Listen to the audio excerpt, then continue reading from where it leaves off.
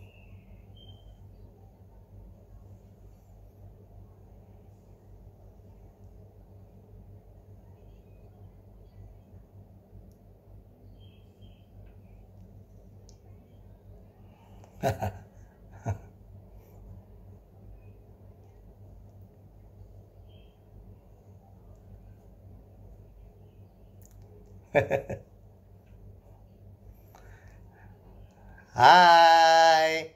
Kalau di kalau kalau di gua itu punya salam sendiri, namanya salam sehat bugar gembira. Jawabnya Beprina nanti luar biasa. Tangannya begitu ya. Oke, kita mulai ya. Oke. Salam sehat bugar gembira. Oke, keren banget. Oke, siap. Gimana Beprina? Oh.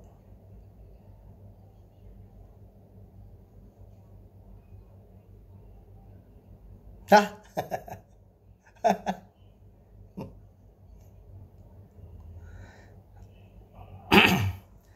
Eh, Pertama-tama itu kalau ngomongin gua kelas A3 berapa waktu di SMA 70 Bulungan itu gua 3A34 itu ya. Gua 3. Ya, masih ingat gua 3A34. Ada beberapa teman-teman di situ. Nah, terus kalau kelas 3-nya dia 3A34, 2-nya 2A35, satunya itu 11. Ya, jadi gue ingat semua tuh masih.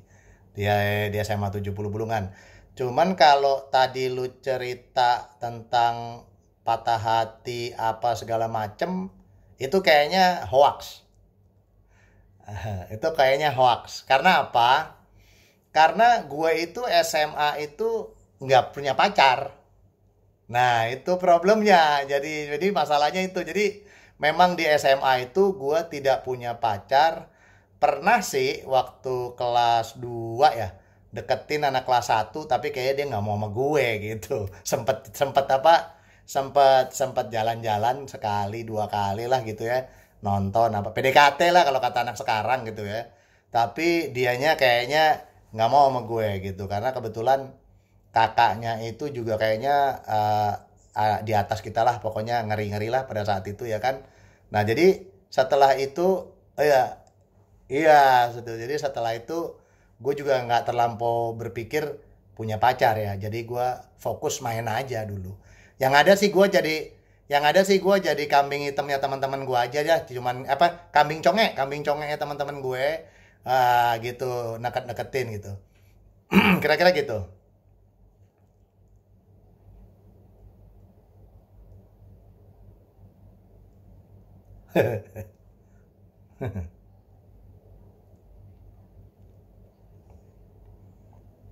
Perjalanan karir apa dulu nih? Karir gue banyak soalnya.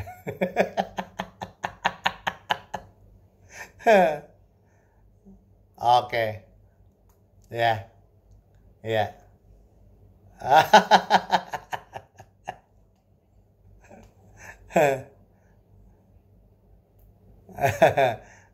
Ya,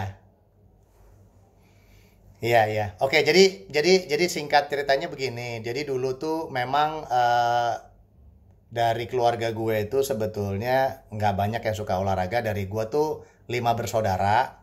Kebetulan gue paling kecil dari 5 bersaudara. Nah, terus di saat waktu SD itu ya memang aktivitas normal. Gue suka sepedahan segala macem. Cuman memang sepedanya juga yang agak beda-beda juga tuh. Jadi gue ikut komunitas yang sepedanya tinggi-tinggi pada saat waktu itu ya.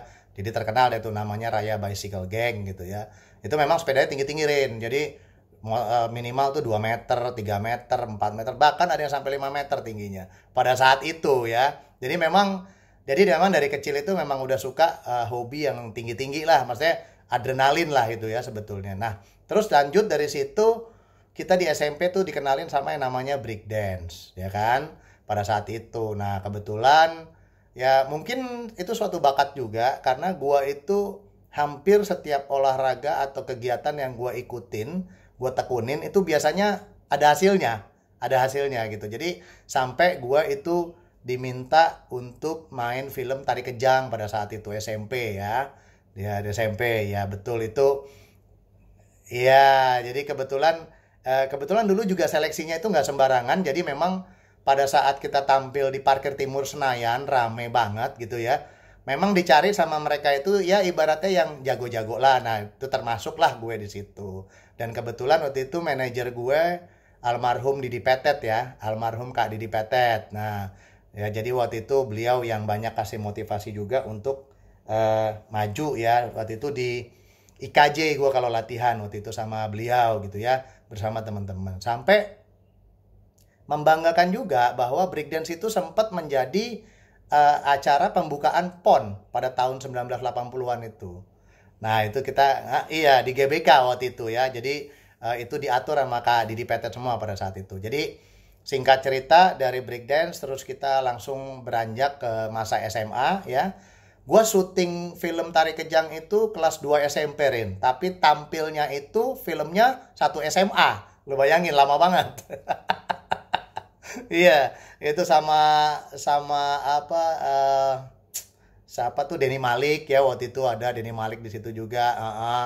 Terus ada yang lain-lain juga. Jadi menarik lah gitu. Jadi memang gue hobi. Terus di SMA itu sebetulnya gue dikenalin sama fitness itu sama teman main gue juga di SMA ya. Itu namanya Tongki pada saat itu ya. Tongki sama Bimo, iya. Tongki sama Bimo, iya. Tongki tuh Tongki, Bimo, sama Tommy Santosa kalau nggak salah. Mereka tuh waktu itu ngajak-ngajakin gua fitness itu di PKO, Pusat Kebugaran Olahraga sekarang tuh namanya Gedung Kemenpora ya. Itu di sebelah kiri itu ada namanya sekarang jadi Gedung Deputi 3. Itu kita member di situ waktu itu. Belajar lah, ikut-ikutan aja sebetulnya gue dulu kan. Ikut-ikutan aja, terus wah, gue ngelihat malah dulu Tommy itu badannya bagus-bagus lah, tinggi, besar gitu kan. Wah, gue seneng banget tuh kan, kelihatan keren gitu kan. Nah, tapi ternyata setelah kita lulus SMA ya, kita masuk kuliah ya, itu keluarga gua itu banyak punya penyakit Rin. Jadi mulai dari penyakit darah tinggi, terus jantung ya, terus kencing manis atau gula ya. Nah, dari situ gua tuh nggak apa ya, nggak percaya bahwa itu penyakit bawaan gitu kan, penyakit bawaan. Jadi gue juga mikir gimana ya supaya gue nggak kena penyakit itu gitu kan, karena keluarga gue kok semuanya seperti itu keturunannya. So akhirnya gue cari pelajari, gue cari tahu gitu ya. Waktu itu gue coba ikut fitness lagi di daerah Cilandak Sport Center namanya ya. Itu tahun 90 kalau nggak salah Turin. Kita habis lulus SMA 90. Terus gue coba ke sana, tapi sebelum ke Cilandak Sport Center itu belum jadi.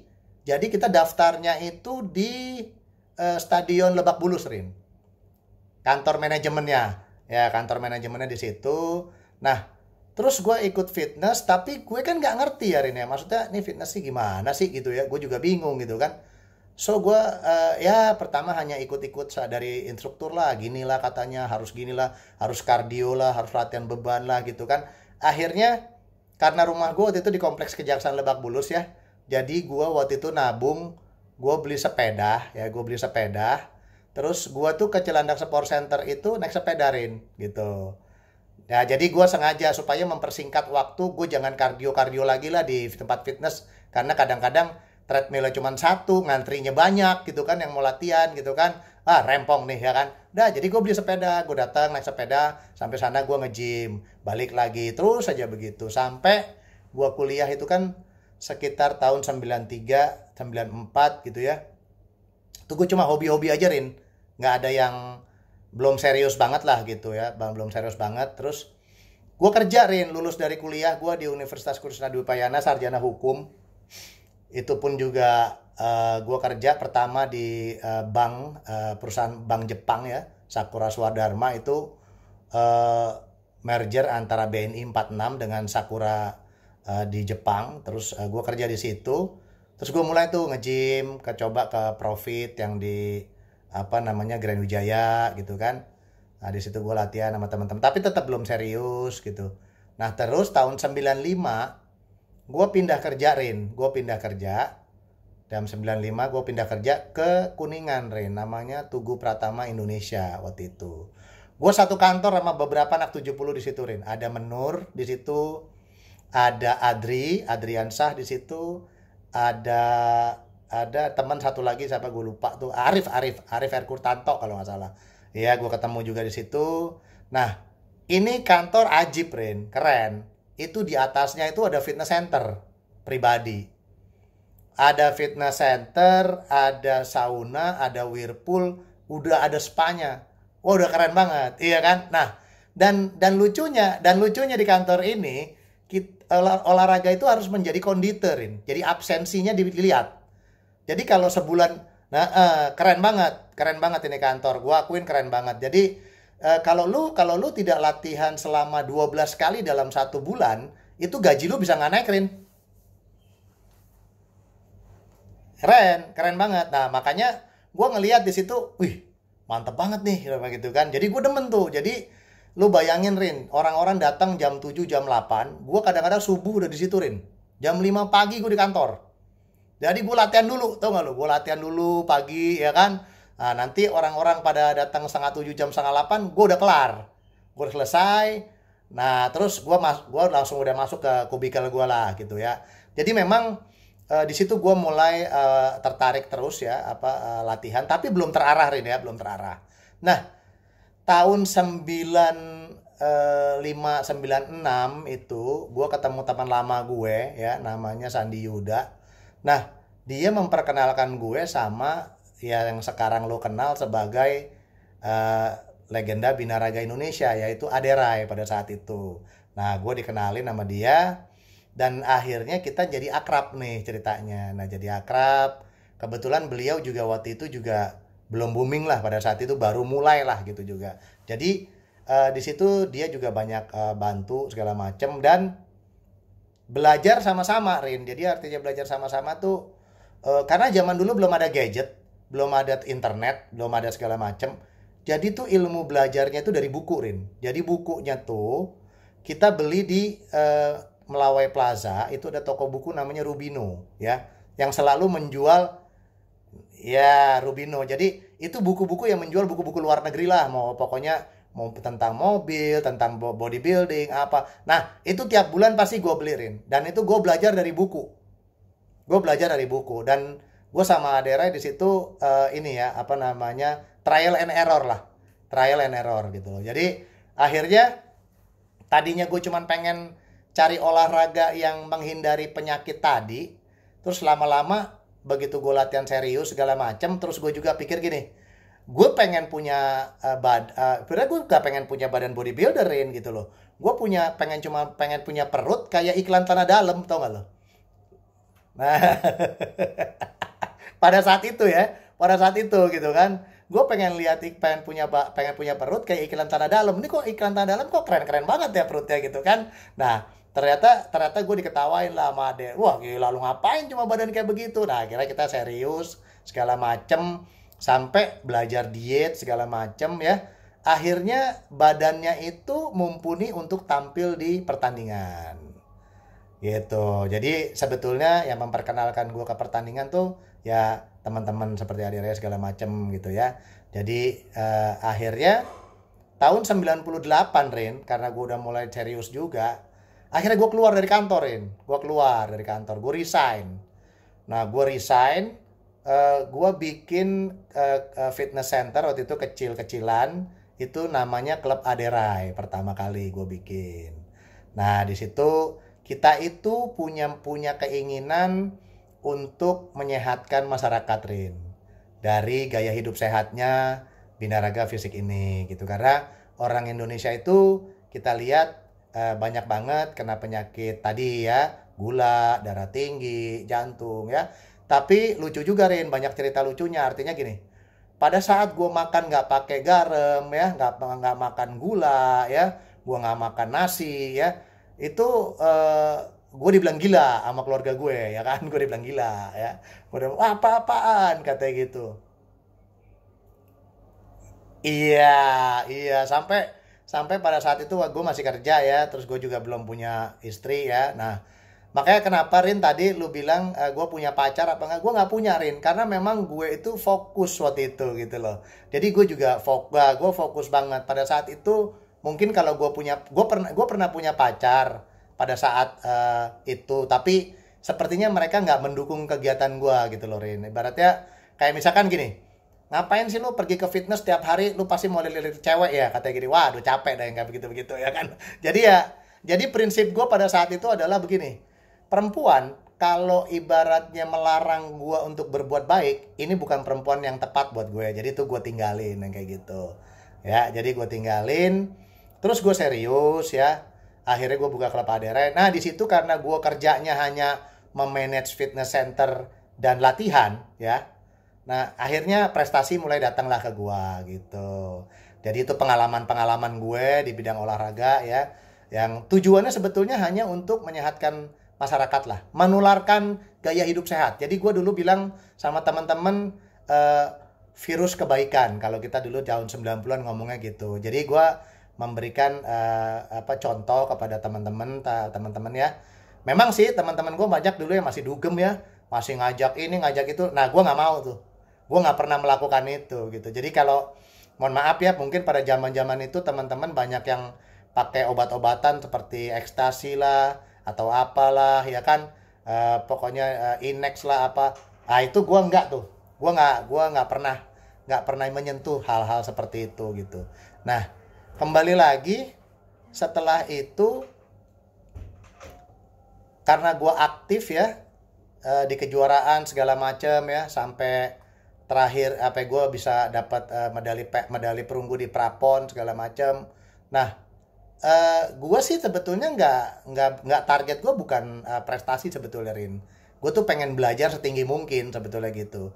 Jadi pada saat itu gue ditawarkan mau tampil di PON apa gue tampil di kejuaraan dunia pada saat itu ya kan.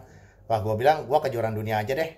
Gue udah pasti kalah, tapi paling nggak gue akan dapat wawasan baru. Nah, begitu ceritanya. Jadi ya betul. Singkat kata gue berangkat di situ dari 68 peserta, gue dapat 15 besar. Nah, di situ gue udah bersyukur gitu kan. Walaupun gue nggak dapat medali nggak dapat medali, gue nggak masalah. Tapi gue banyak ketemu orang-orang di luar negeri dan di situ gue punya mimpi Rin. Gue punya mimpi agar suatu saat ya generasi yang berikutnya itu harus lebih banyak sering bertanding ke luar negeri supaya mereka punya wawasan. Ya, itu cita-cita gue pada saat tahun 2000 atau 20 tahun lalu ya kan. Nah, setelah itu gue fokus untuk terus aktif ya kan. Gue fokus untuk terus aktif dan ternyata tahun 2002 itu membuat semuanya berubah ya, membuat semuanya berubah. Apa yang terjadi dengan perubahan itu, gue kecelakaan motorin pada tahun 2002 itu gitu.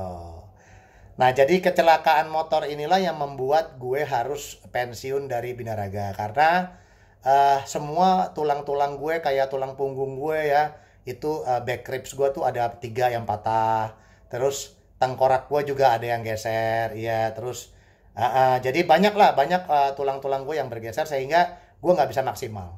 Nah, dari situ gue berdedikasi untuk aktif di kepengurusan atau di organisasi ya. Itu mulai tahun 2004 gitu. Dari tahun 2004 gue dipercaya untuk menjadi juri nasional dan juga juri internasional gitu loh. Nah, terus ya berlanjut terus sampai 2015 gue masih aktif di organisasi. ternyata di organisasi ini banyak yang nggak benar gitu loh, Rin. Rata-rata mereka banyak yang ya ibaratnya zolim lah sama hak atlet gitu ya. Nah, jadi di situ gue nggak suka, di situ gue akhirnya cabut dan gue mendirikan organisasi sendiri, Rin, gitu. Gue mendirikan organisasi sendiri, terus gue mencoba memberikan jalan atau semangat baru kepada anak-anak pencinta binaraga fisik yang generasi muda, supaya bagaimana mereka itu bisa memahami arti olahraga ini dengan baik ya, terus memberikan peluang mereka untuk bisa tampil di dunia internasional dengan mewakili bendera merah putih gitu. Jadi memberikan kebanggaan lah buat mereka gitu kan. Jadi alhamdulillah itu dilakukan tanpa bantuan pemerintah, Rin, sampai detik ini ya, sampai detik ini, dikarenakan gua mau menunjukkan bahwa tanpa bantuan pemerintah aja kita bisa baik ya, melakukan organisasi, memanage olahraga ini dengan baik. Bagaimana kalau misalkan dengan bantuan? Akan lebih baik pastinya ya. Jadi akhirnya pada tahun 2017 2018, jadi 4 tahun setelah gua menjalankan organisasi, barulah organisasi gue ini terdengar oleh pemerintah dan akhirnya gue diundang oleh Pak Menteri Pemuda dan Olahraga pada saat itu. Dia salut banget sama kita dengan Perbavi ya, Persatuan Binaraga Fisik Indonesia ini, kok bisa tanpa bantuan pemerintah tapi bisa mengharumkan nama bangsa dan juga memberikan didikan ya, pembinaan prestasi kepada generasi muda gitu. Jadi alhamdulillah dari situ gue juga dilirik sama mantan ini juga sebetulnya mantan Menpora yang juga alumni SMA Bulungan juga sebetulnya, Bapak Hayono Isman ya. Pak Hayono Isman itu alumni juga ya.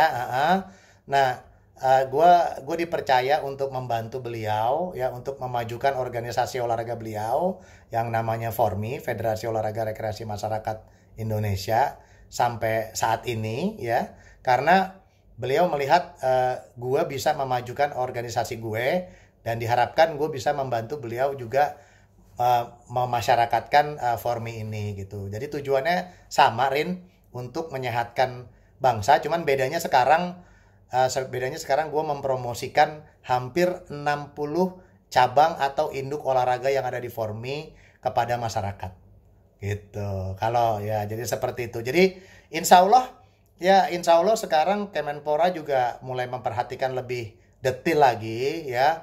Makanya kayak sekarang gue buat kegiatan juga sudah mulai mereka lirik dan mereka dukung ya. Ya, mudah-mudahan kedepannya manfaat buat kita semua lah, kira-kira begitu.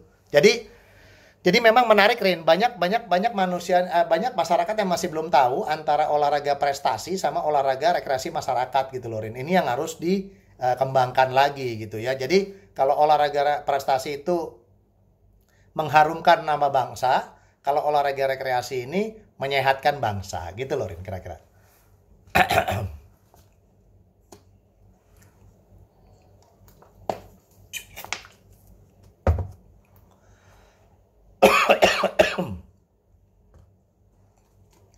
Ya.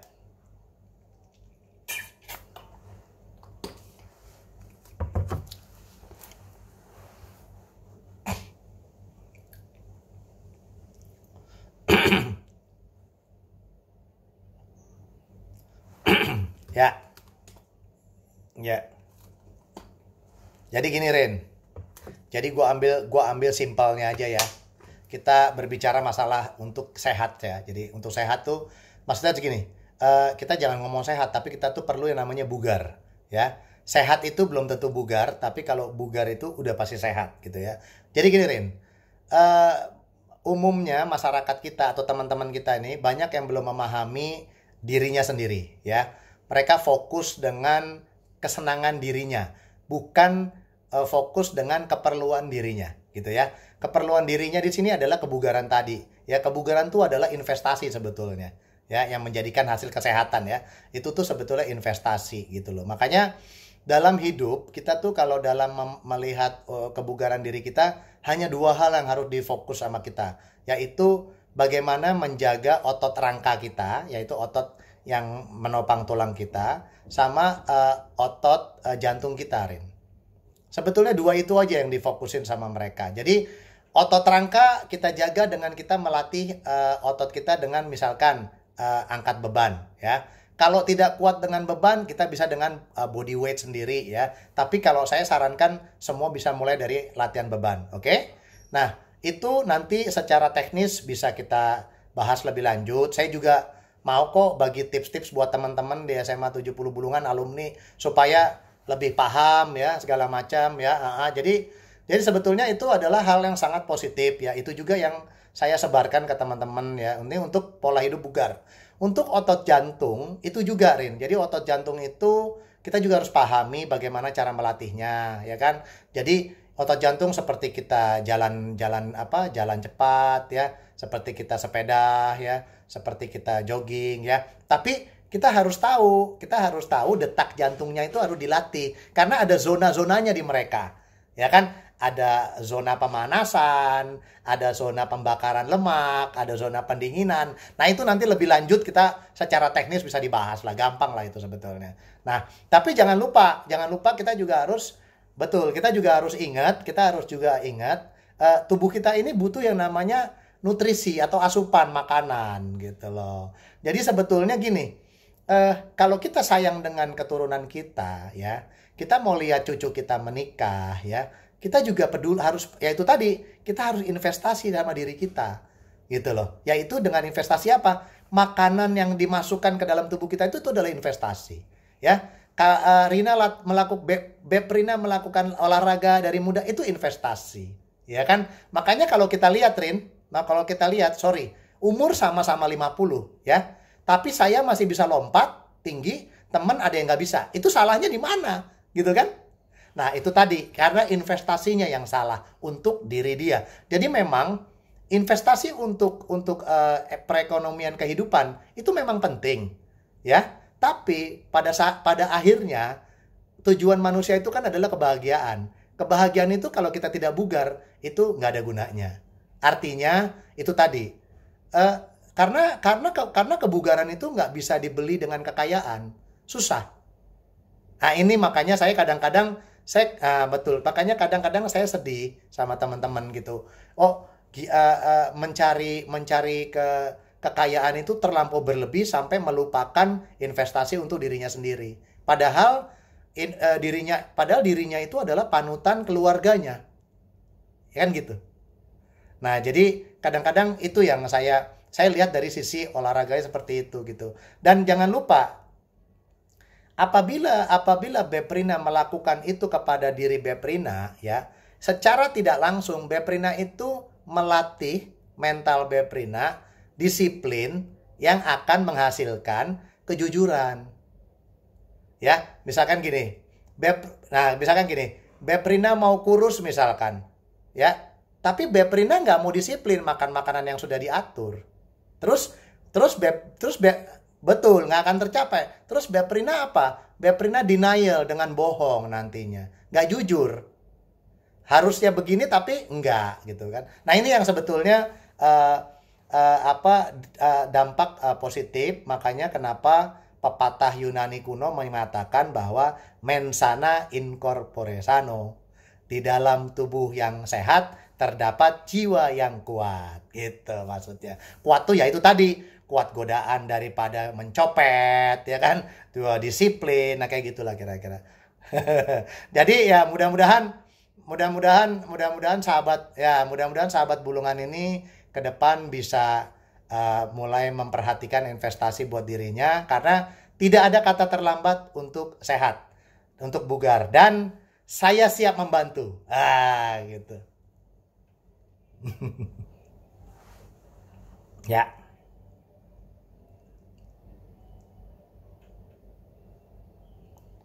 Iya, iya, betul, betul.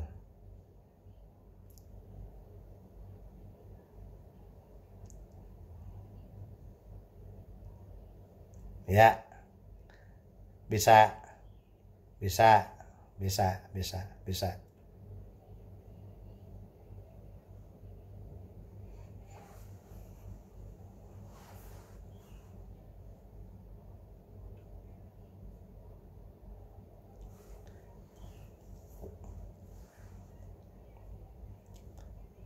Bye. Terima kasih. Sukses terus.